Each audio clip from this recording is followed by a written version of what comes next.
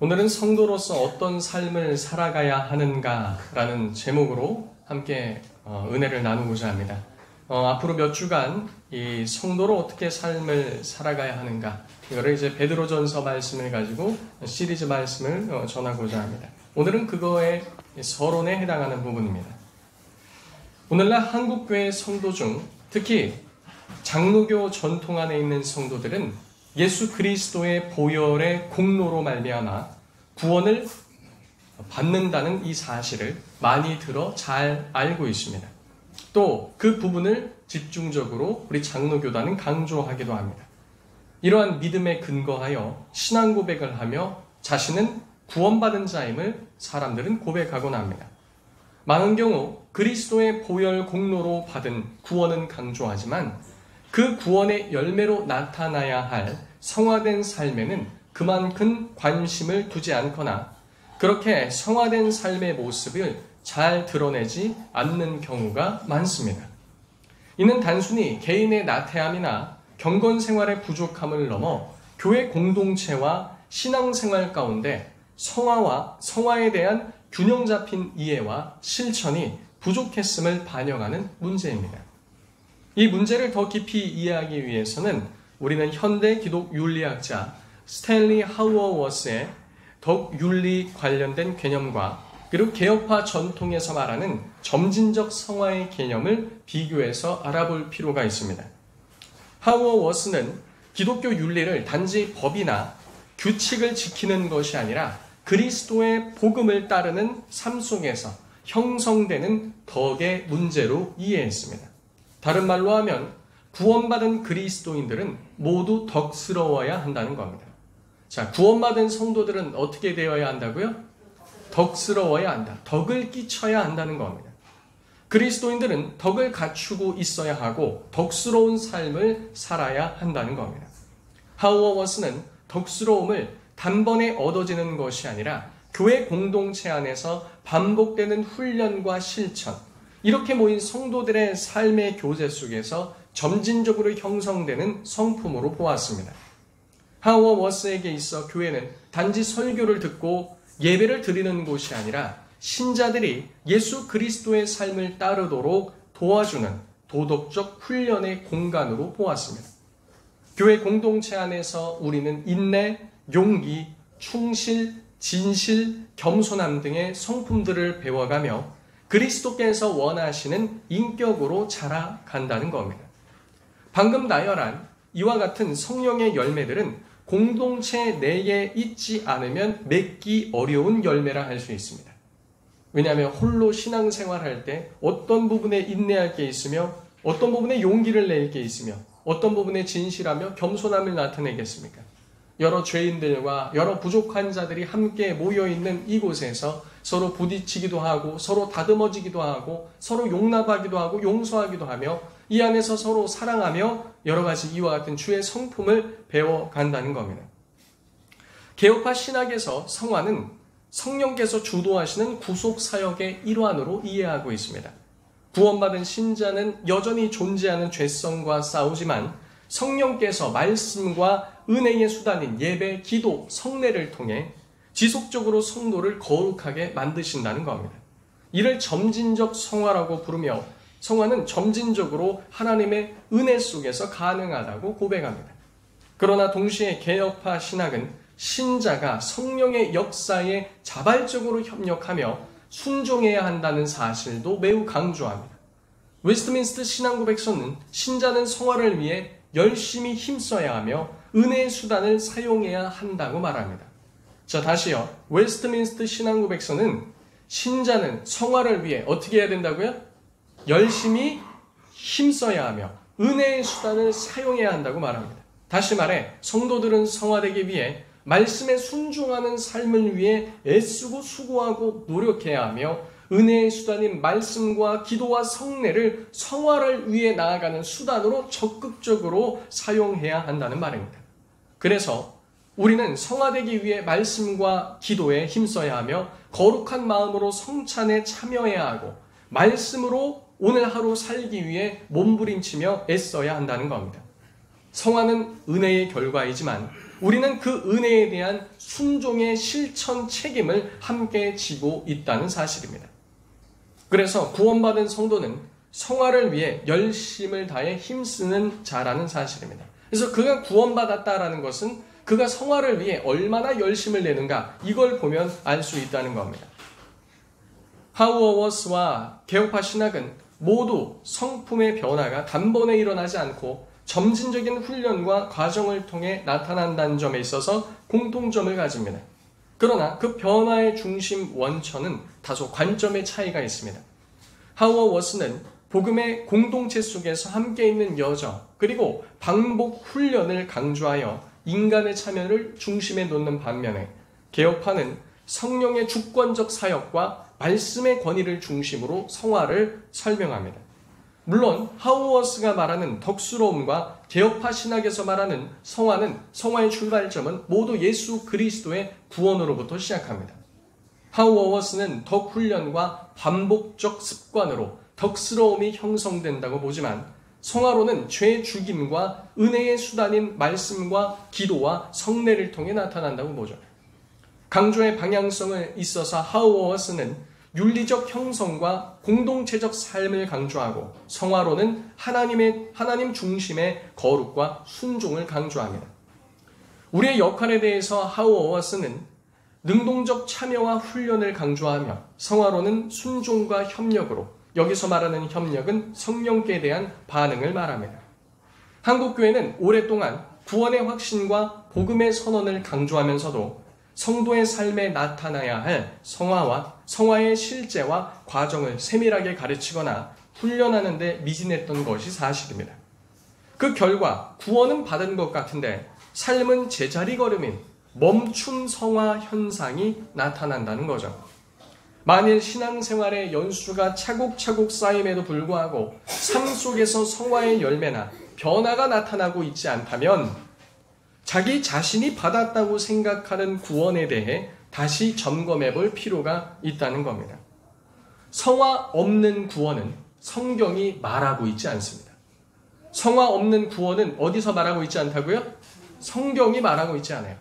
그래서 구원받은 사람은 성화되고 있는 사람이며, 성화되지 않는 사람은 그 사람의 구원을 의심해 봐야 한다, 점검해 봐야 한다는 겁니다.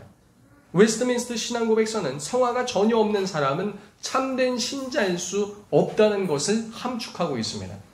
성도 중에 일부 오랜 시간 동안 신앙생활 해온 가운데 이 늘어가는 성경 지식을 성화로 착각하는 사람들도 있습니다. 교회를 오랫동안 다니니 들은 것을 많아지며 성경적 교리에 대해서도 많이 알아가게 됩니다. 성경의 구원 서사에 대해서, 성경 내용에 대해서도 많이 알아가게 되죠. 근데 이런 것을 신앙 성숙으로 오해하고 있는 경향도 있다는 겁니다. 성화는 의지와 감정, 행위 전반에 걸친 변화이지 지성의 팽창으로 성화되었다고 말할 수 없다는 겁니다. 그래서 내가 성경 말씀과 이런 것들이 많이 알아간다고 나를 성화의 사람으로 생각하면 곤란하다라는 거예요. 결론적으로 지식은 성화의 도구일 수 있지만 성화 자체는 아니라는 겁니다. 성화되려면 하나님 말씀에 대한 지식이 반드시 필요합니다. 하지만 그 지식이 곧 성화는 아니라는 거죠. 참된 성화는 반드시 지식을 넘어 삶의 변화와 경건의 열매를 맺어야 되기 때문에 그렇습니다. 처음 교회에 나오고 예수 믿었을 때와 현재를 비교해 봤을 때 나의 삶의 변화가 없다면 구원을 점검하라는 겁니다.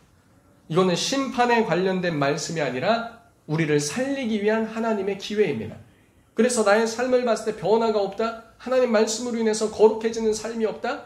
그러면 다시 돌아보라는 거예요. 돌아보라는 말씀은 은혜를 주시겠다는 겁니다. 우리는 돌아볼 때 주께서 은혜를 주실 줄로 믿습니다. 우리는 구원과 성화가 나눠지는 듯한 오해의 문제를 극복하기 위해선 다음과 같은 접근이 필요합니다. 성화는 지식이 아니라 삶으로 살아내야 할 길이라는 인식이 필요하며, 말씀을 배우는 동시에 실천하는 구조가 우리 삶에 마련돼야 하는 것이죠. 이것은 혼자의 힘과 결단만으로는 결코 되지 않습니다. 성화는 혼자 이루는 것이 아니라 교회 공동체 안에서 서로를 격려하고 돌보며 실천할 때 견고해지기 때문이죠. 그래서 우리 교회에 와서 성도들하고 밥 먹고 그냥 헤어지는 것이 아니라 식사를 하면서도 성도들 간의 교제를 하고 그리고 서로 간에 연락도 하고 모임도 하면서 우리의 신앙에 대해 점검하며 내가 제대로 말씀을 따라 살아가고 있는지 아닌지를 나눔을 통해 우리는 서로 가운데 거울을 비춰볼 필요가 있다는 겁니다. 그래서 구원받은 성도들을 서로의 교제 가운데 두신 이유가 여기 있는 겁니다. 우리는 성화의 사역을 성령이 하시는 일이라는 사실을 믿되 그것은 결코 가만히 있거나 아무것도 하지 말라는 의미가 아님을 기억해야 합니다. 그것은 적극적으로 죄를 미워하고 은혜의 수단을 붙들고 거룩을 추구하는 삶을 뜻한다는 것을 분명히 인식해야 합니다. 우리가 아무것도 할 일이 없고 성령이 하시는 일이다. 그 성령이 하신다는 의미는 우리 속에서 무엇을 미워하고요? 죄를 미워하고, 아니 난 가만히 있는데 가만히 있고 TV 보고 놀 때도 성령께서 내 마음에 죄를 미워하게 하셔야지. 그게 아니라는 거예요. 지금 이 말씀을 지금 하고 계시는 겁니다. 주께서 강단을 통해 말씀을 하고 계시는 거예요. 죄를 어떻게 하라? 미워하라. 죄를 어떻게 하라? 미워하라. 은혜의 수단 어떻게 하라? 붙들어라. 은혜의 수단 어떻게 하라? 붙들어라. 거룩을 어떻게 하라? 추구해라. 거룩을 어떻게 하라고요? 추구해라. 그런 삶을 어떻게 하라? 살아가라. 그런 삶을 어떻게 하라? 살아가라. 지금 말씀해 주시잖아요. 그렇게 하라고 말씀해 주시잖아요. 이게 은혜인 겁니다. 그걸 하라고 말씀하시는 거예요. 그게 성령께서 하시는 일이라는 겁니다. 지금 성령께서 설교자를 통해 말씀하고 일하고 계신다는 겁니다. 어떻게 하라고요? 그렇게 하라고요. 어떻게 하라고요? 그렇게 하라라고 말씀하는 겁니다. 결론적으로 하우어스의 덕윤리는 개혁파 성화론을 보완적으로 도와주는 관점이 될 수 있다는 겁니다. 우리가 이와 같이 해야 한다. 그래서 우리는 하우어스의 견해를 들으면서 우리는 덕스러운 삶을 살기 위해 무엇을 해야 된다? 노력을 해야 된다. 그리스도인으로서 세상 보기에도 우리 같은 교회 안에 보기에도 그리고 심지어 가정 안에서도 남편과 아내 가운데도 부모 자녀 가운데도 어떻게 해야 된다고요? 덕스러워야 한다고요. 교회 가운데도 덕스럽고 세상 가운데도 덕을 끼치는 자가 돼야 된다고요. 목사님 전 덕스럽지 않고 마음의 변화도 없는데 억지로 그렇게 해야 됩니까? 그것이 하나의 촉발제가 되어서 우리를 이끌어준다는 거예요. 그게 적어도 내가 그렇게 가면을 쓰고 있구나 라는 것을 인식할 수 있는 것도 은혜 아니겠습니까? 내가 이렇게 세상에 혹은 교회 성도들 가운데 가면 쓰고 살아서 되겠는가? 변화되어야지 라고 하는 것은 이와 같은 적어도 애씀과 노력이 있을 때 나타난다는 거예요. 난 뭐 그냥 가면 다 집어던지고 내 마음대로 할래. 어떤 변화가 있겠습니까? 아무것도 찾아볼 수 없는 것이죠. 우리는 성화가 전적으로 하나님의 은혜임을 고백하면서도 그 은혜에 협력하는 실천의 삶, 즉 보이는 덕스러움으로 나아가야 한다는 겁니다. 한국교회는 이제 성화의 교리를 넘어서 그 성화가 삶 속에서 구체적으로 드러남으로 회복되어야 할 시점에 와 있습니다. 우리는 그러한 관점에서 앞으로 베드로전서를 살펴보며 우리가 성화의 삶으로 어떻게 나아가야 될지 함께 고민해 보았으면 합니다. 사도 베드로는 오늘 본문 1장 1절에 이 편지는 본도, 갈라디아, 갑바도기아, 아시아와 비두니아에 흩어진 성도에게 보냄을 밝히고 있습니다. 또 그와 같이 밝히면서 이 모든 성도들을 가리켜 흩어진 나그네라고 말합니다. 그런데 이 나그네라는 것은 본향이 아닌 곳에 잠시 머무는 혹은 낯선 땅에 머물며 떠나갈 날을 기다리는 사람을 가리킬 때 사용한 단어입니다. 마치 휴가철에 잠시 어딘가를 떠나 휴가를 떠나는 그 가족들을 생각해 보면 좋겠습니다. 어딘가를 방문했을 때 우리는 그곳에 잠시 머물다 올 뿐이죠. 그와 같이 본도, 갈라디아, 갑바도기아, 아시아, 비두니아에 흩어진 성도들은 그곳에 정착하며 살고 있는 자들이지만 동시에 나그네들이라는 겁니다. 사도 베드로의 이와 같은 용어 선택은 우리가 어떤 정체성을 가지고 살아가야 할지 잘 보여주고 있습니다. 우리들도 머물고 있는 곳이 괴안동이든 역곡 3동이든 소사 본동이든 본 1동이든 우리 모두는 나그네라는 겁니다. 우리가 이 지역에 머물고 있어도 우리의 집은 하나님 아버지께서 준비해 놓으신 집이 따로 있고 본향이 거기 있기 때문에 그렇다는 겁니다. 우리는 하나님 아버지께서 예비하신 본향을 향해 나아가는 나그네들로서 어떻게 그 본향을 향해 부름을 받았는지 2절은 말해줍니다. 우리 다 같이 2절 읽어보겠습니다. 시작. 곧 하나님 아버지의 미리 아심을 따라 성령이 거룩하게 하심으로 순종함과 예수 그리스도의 핏부림을 얻기 위하여 택하심을 받은 자들에게 편지하노니 은혜와 평강이 너희에게 더욱 많을지어다. 아멘. 사도 베드로는 우리가 이 땅에서 나그네로 부름받은 것은 우연이 아님을 말합니다. 하나님 아버지께서 미리 아심으로 부르셨기에 이것이 가능하다는 겁니다.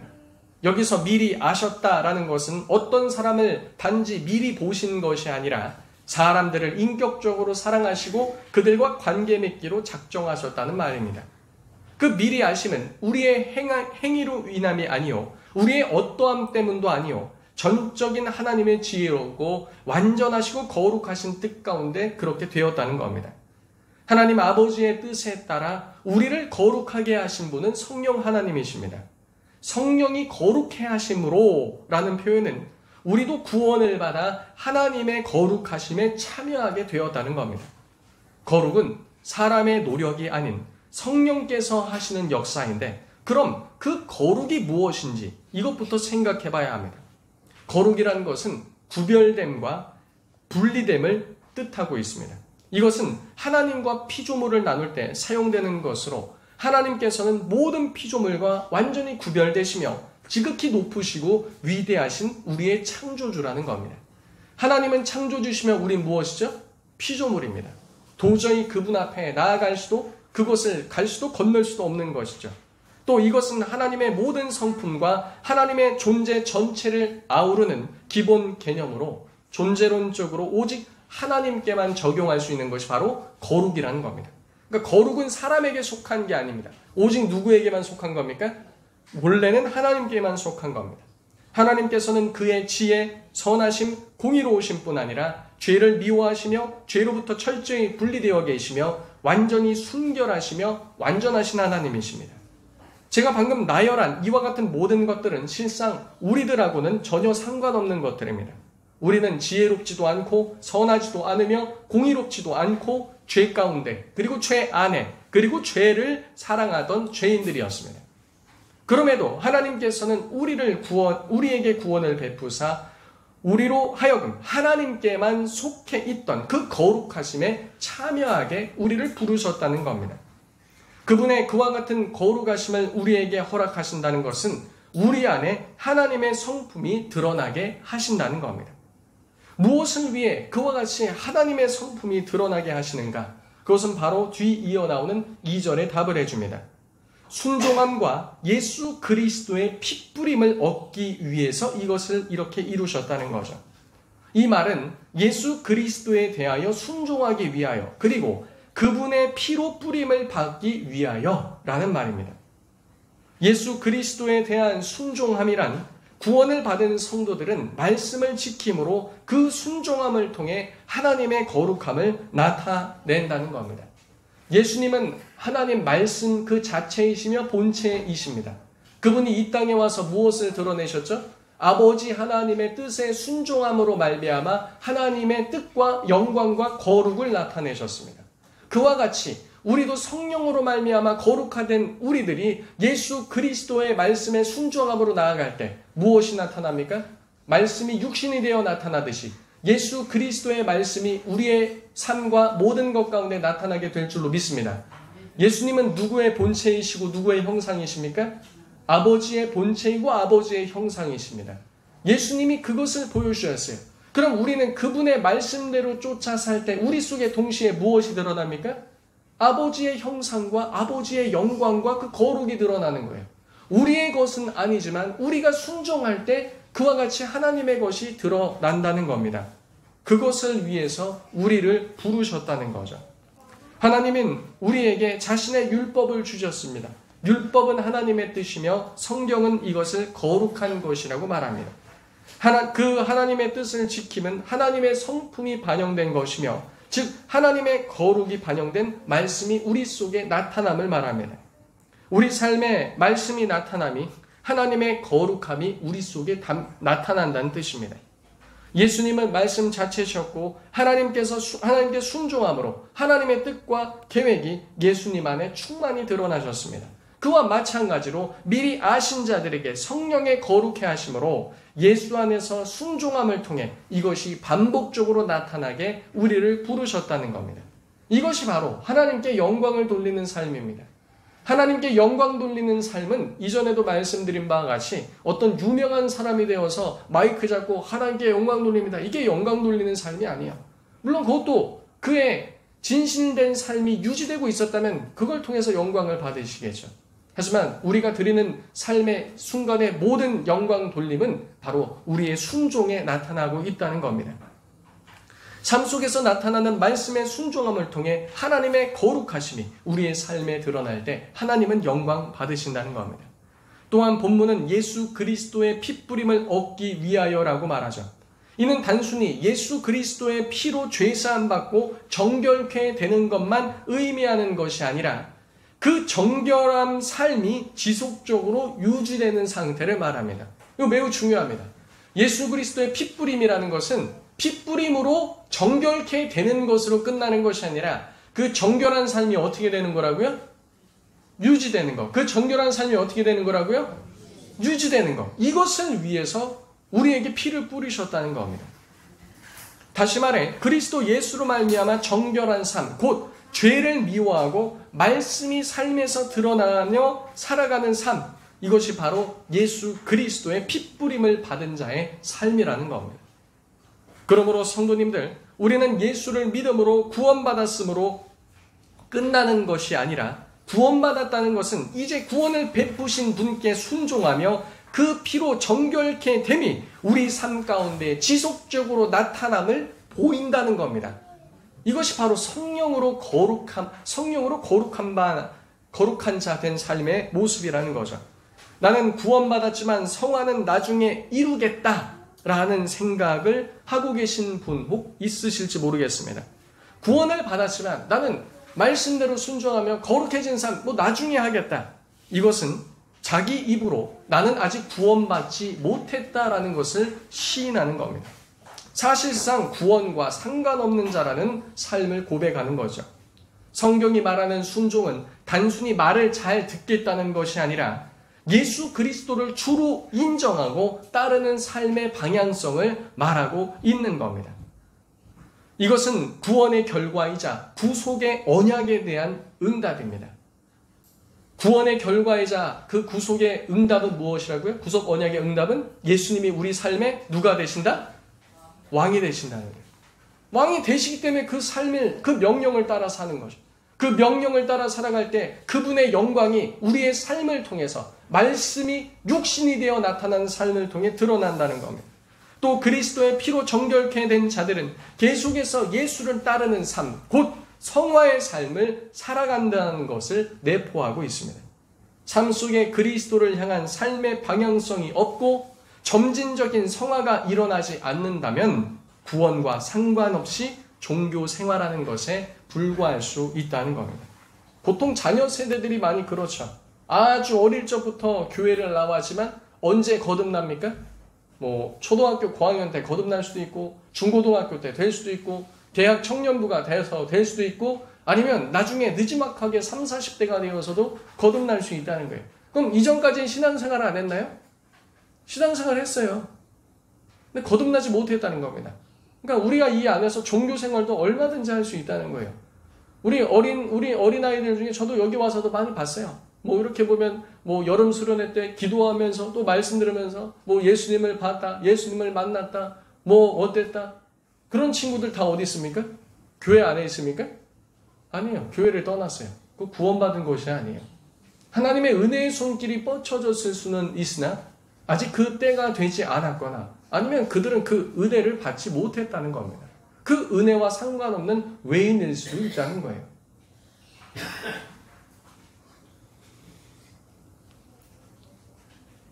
우리는 충분히 이렇게 종교 생활을 할 수 있습니다.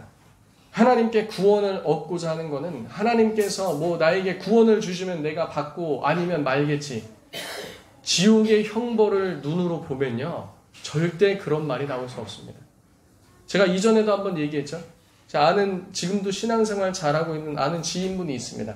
그분이 자기 고백을 할 때 자기는 사람 죽이는 살인 빼고 다 해봤대요. 그 미국에서 유학할 때 마약까지 해봤답니다. 근데 자기가 그 끊기 힘들다는 마약도 단번에 끊게 된 거는 마약을 했을 때 순간 하늘문이 열리더니 지옥을 봤대요. 그리고 자기는 너무나도 무서워서 며칠간 이제 덜덜 떨고 그 지옥을 한번 본 순간 마약부터 해서 모든 게 다 끊어졌다고 그래요. 도저히 거기는 가면 안 되겠구나. 나는 이렇게 살다가 그곳에 가겠구나. 그러나 보지 않고 믿는 자가 복이 있는 줄로 믿습니다.